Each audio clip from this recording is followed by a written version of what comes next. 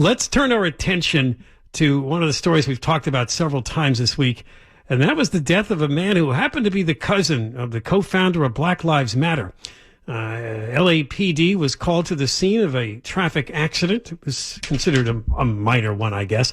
And one of the people involved, it was acting bizarrely, erratically, I guess is the word, and he did not seem to be complying.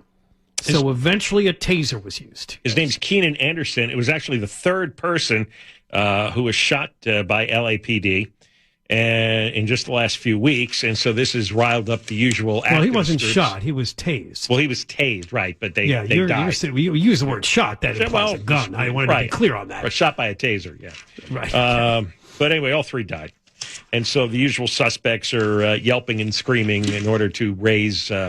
Well, there were three people who got tased that died? No. Two other shootings of actual shootings of guns. Shooting, okay, yes, I got confused by the way you were describing. No. It was two shootings and a taser. All three dead at the hands of the LAPD. But now there's all this discussion about if it's a traffic accident, why can't we send mental health people there rather than armed police officers? And, the whole thing. But anyway. Let's get Jamie McBride on with the Los Angeles Police Protective League. Jamie, how are you? John, Ken, how you doing? Thanks for having me again. All right. Sure. Well, you guys wanted to respond to all this. Well, there's this idea that mental health units should be called to deal with these incidents. Well, first of all, I just want to start off by saying any loss of life is tragic. But now let's talk about this incident here with this Mr. Anderson, if you will. There's City Council member Marquis Harris Dawson and Black Lives Matter did a press conference. And quite frankly, a lot of stuff they had going on in this press conference were false narratives. And actually, some of the stuff they said was actually just reckless. They want, Marquis Harris Dawson, he wants unarmed people to do traffic stops. And then he doesn't want armed police officers going to traffic collisions, like minor traffic collisions. Now, in my 32 years experience with LAPD, I can tell you there's been time and time again where there's been a suspect involved in a violent crime like a murder or a robbery, and as they're driving fast to flee from that location, they go through red lights, they go through stop signs, and some of them get involved in accidents. Now, can you imagine, law enforcement unaware of that violent crime that occurred, and you got an unarmed person now who's tasked with doing these traffic stops and traffic enforcement, walking up on a car of somebody who just committed a murder or robbery. How do you think that's going to end for that individual walking up with this unarmed? Not very well. And then the same thing applies for the traffic accidents. I mean, I know people, there's 210 plus officers on our wall downstairs who've been killed in the line of duty. And then some of those officers that were killed in the line of duty were on traffic stops and also, involved in just walking up on the car, and they get shot and seriously injured or killed. So I think that's some reckless statements that, Harris Dawson was saying and BLM was saying. But we got to remember a couple of things that happened out of this incident here. They're blaming the officer. Well, the officer wasn't the one that was high on cocaine. The officer wasn't the one that got into a car accident and tried to flee on foot. The officer wasn't the one that tried to carjack an innocent bystander's car. That was Mr. Anderson. Everything the officers did was a reaction to his actions. In fact, the motor officer did a great job. He tried to de-escalate the situation for over 10 minutes. The suspect wouldn't comply with anything. So at one point, he's wrestling with the officers. They had to use a taser. And the taser was deployed exactly how it's supposed to be deployed. Now, these same individuals the small group of individuals, like the Harris Dawson and the Black Lives Matter, the small group that bangs the loudest drum, if you will, they always say the same thing. Let's say there's an officer-involved shooting. What's the first thing they say? Why couldn't they use a taser? Why couldn't they use a beanbag? Why couldn't they use pepper spray? Well, then when we do use a taser, and by the way, that individual died 4 hours later. It didn't happen right then and there. Now they complain that, we don't want tasers being used. I mean, it's something that has to change. Just hit him with a pillow. What you do have a mental evaluation unit. What are they supposed to do? What do they respond to? Okay.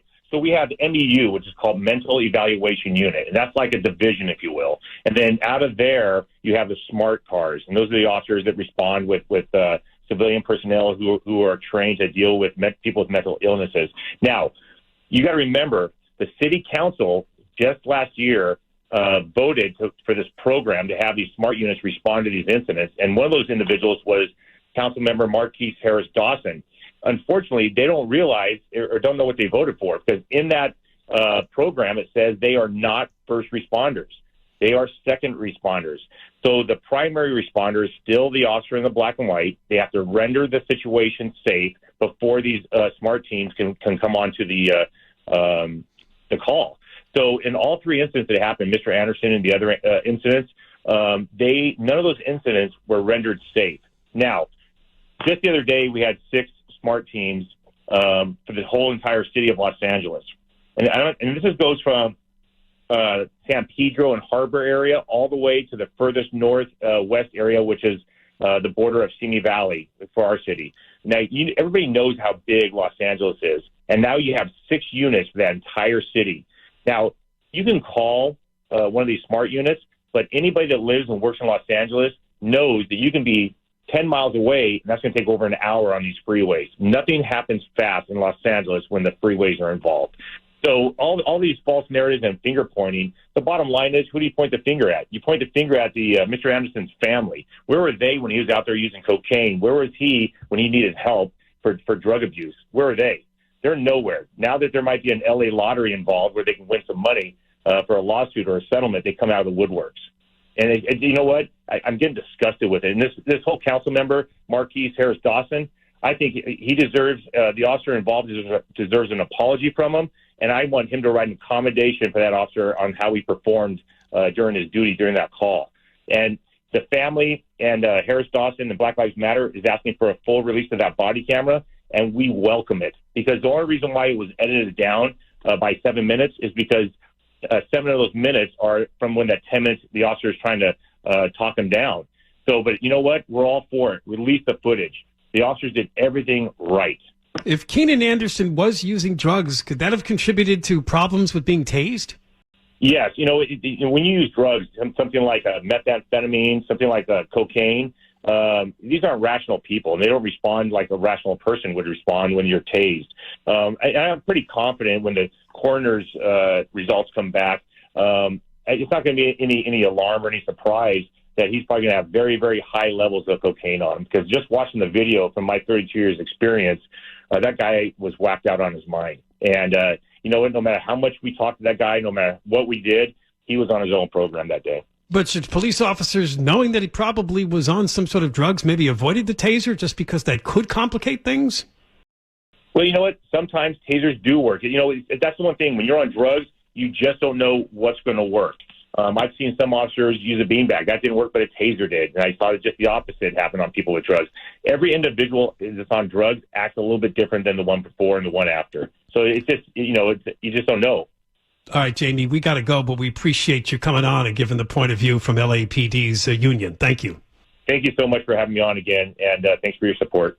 All right, Jamie McBride, Los Angeles Police Protective League, their response to what happened recently when LAPD came upon a traffic collision and a man by the name of Keenan Anderson, who apparently was on drugs, acted erratically, and they ended up using a taser, and he died hours later in the hospital. But because he's the cousin of the co-founder of Black Lives Matter, it's become a much bigger story, obviously. It's for fundraising. Johnny Ken, KFI AM 640, live everywhere, the iHeartRadio app.